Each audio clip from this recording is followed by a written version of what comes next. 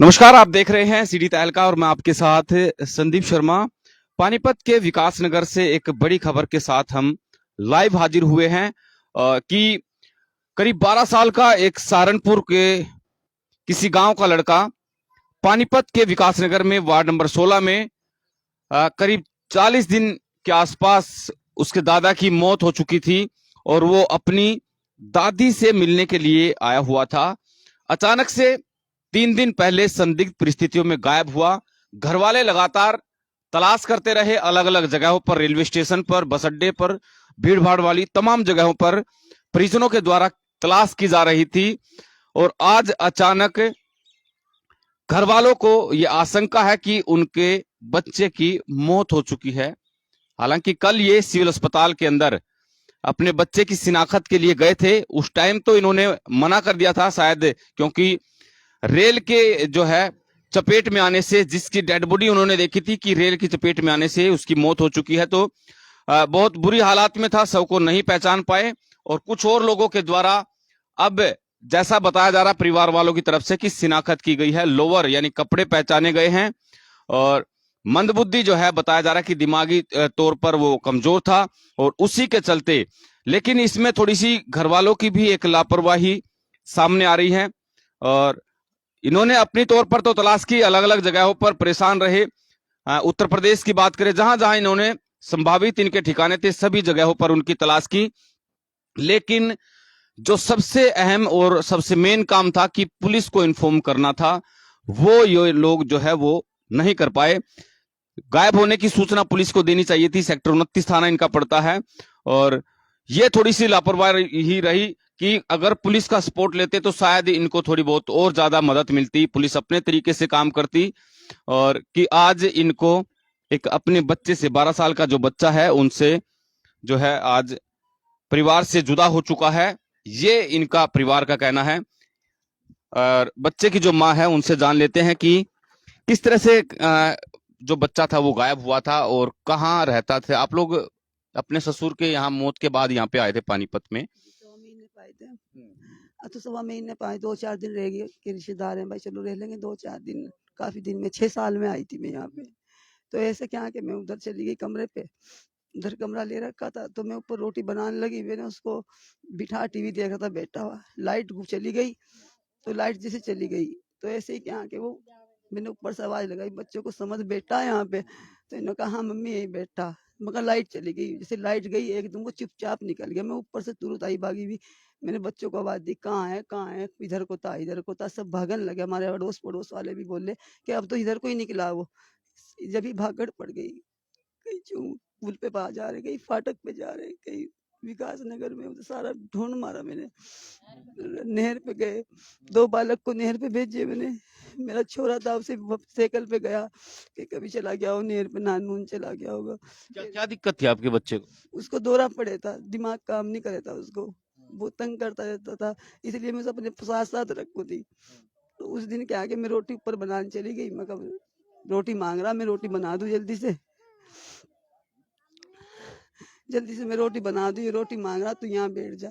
मैंने रस्सी बांधना भी नहीं उसके भूल गई, रस्सी नहीं बांधी मैंने उसके।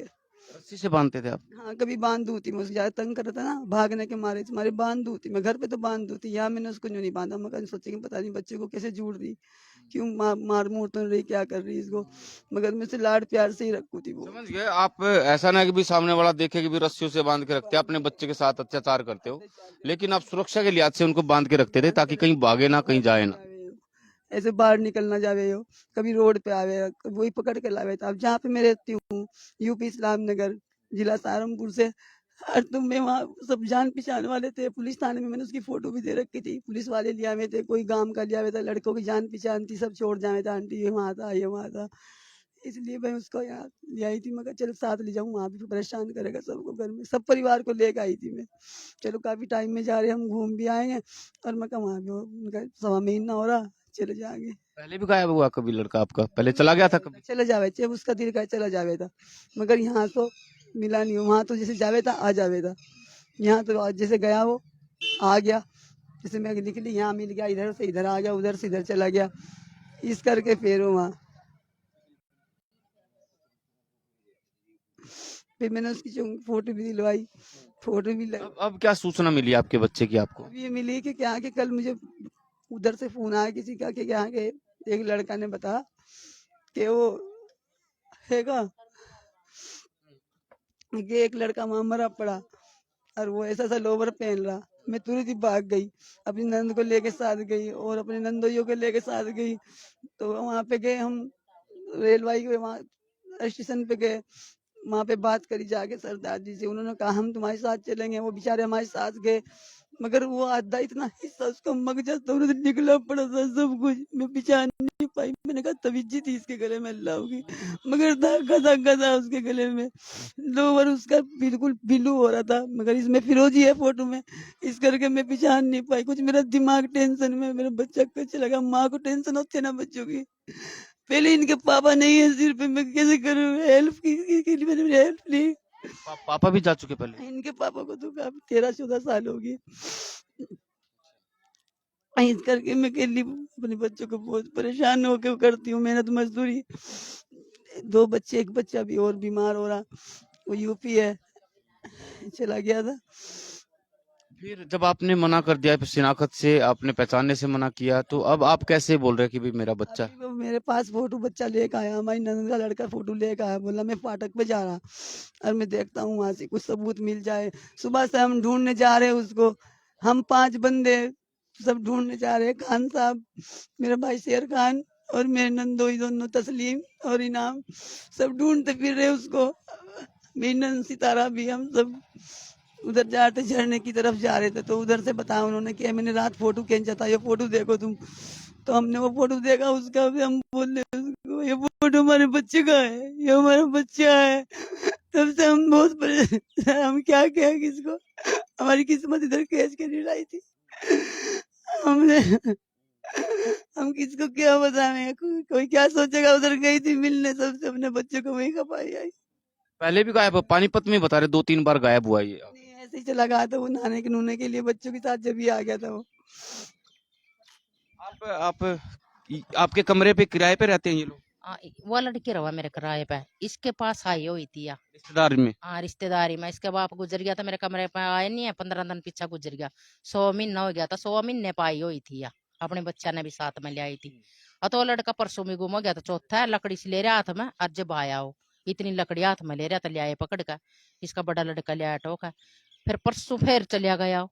फिर एक फिर नहर पता ठहका ले आए, नहर पता फिर यार रोटी लगी बनाने, सरदन के भूखे थे शायद, टोड़ में लग रहे थे। ये ले इतनी देर में फिर फुट गया 7:30 बजे, 7:30 बजे कल इकड़े आया। पूरी रात परसों, पूरी रात कल बेटे, मैं तो इनता नहीं कह रही थी भाई दरखास्त दे दो था। हम गली वाले भी कह रहे थे भाई दरखास्त क्यों नहीं देते था, हम पुलिस तक शिकायत देनी चाहिए थी। शिकायत देनी चाहिए थी। अच्छा रात भी कहा, मेरा छोरा भी गुस्सा होया, भाई हमने दरखास्त को नहीं, गाजर मूली थोड़ी है या अख्तड़ की देवांगे, अख्तड़ की क्या होगा, ये भी देव दरखास्त। रात भी ना टम्पू टम्पू भी फोन करे, किसी ने फोन नहीं उठाया, इनके टम्पू वाले ने जान पहचान क्या होगा कोई नहीं का। और रात का मामला तो जनानी कड़ली कर दी, किराएदार है, फिर पीछे भी चाहिए जी, पीछे का भी इनका इंतजाम नहीं था। 300 रुपये ले ली थी लड़की कल, उसने देखने गए जब रिक्शा करके 150 आने के ले लिया, 150 जाने के ले ली। तो यह बात हुई। तो फिर 7:30 बजे लिकड़ आता है यो, 7:30 बजे लिकड़ आ तो ये आई उरानियों का लड़का गुम हो गया। फिर यहाँ देखने गए, पूरी रात देखेगा, मेरा लड़का भी खुद गया देखने इस लड़की के साथ, या भी फिरी बुआ इनकी, तो नहीं पाया। कल दिन में भी फिर वह छोरे ने बताया पड़ोसी ने कि छोरा कट रहा है एक लाइन पे और खून न खून पड़े, जाकर देख लियो कदी था रहे हो। यहाँ गली बाज लिए रिक्शा करी ना, फिर चले गए हैं। चले गए तो वहां देखा तो इनके पछाण में नहीं आया, तो उनका मुंह कट रहा था, मुंह पलटा खा गया उसका मुंह। न्यू बोली तो 16-17 साल का ही तो कौन मेरा। इसलिए फिर वहां तो अभी वापिस आ गए हैं। श्याम होगी, श्याम ने फिर मेरा लड़का आया, उसने कहा भाई हम दरखास्त दो, यहाँ बोले तड़की देवांगे। रात ने तो पिए पाए पावा पुलिस वाले, मखा न्यू थोड़ी पीवा, उनकी ड्यूटी है, मोदी का राज है, न्यू कुकर पिए पावेंगे, ड्यूटी वाला पी नहीं सकता कदी भी। मन पूरा कर रात भी इनके गला यानी बोले तड़की देवांगे, पैसे पूसे किसी पता ले दे का फिर जावेंगे न्यू का। मेरे पे भी नहीं थे जी, मैंने भी कल को थोड़ी भेजी चोरी की, भाई मैं दे दूंगी ले 500-700 रुपये।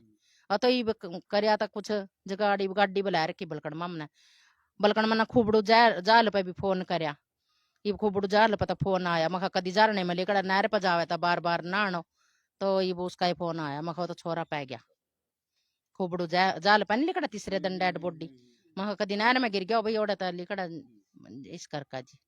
हाँ जी एक बार देख पा रहे हैं कि किस तरह से पूरा परिवार जो है आज मातम छाया हुआ है और परेशान है, क्योंकि 12 साल का बच्चा था इकलौता और पाल पड़ोस के। हालांकि कई बार इनकी तरफ से कहा गया कि अक्सर वो दिमागी तौर के चलते, जो बीमारी उसको थी, कमजोर था, तो वो अपने दिमाग का सही इस्तेमाल नहीं कर पाता था और कई बार घर से गायब हो जाता था।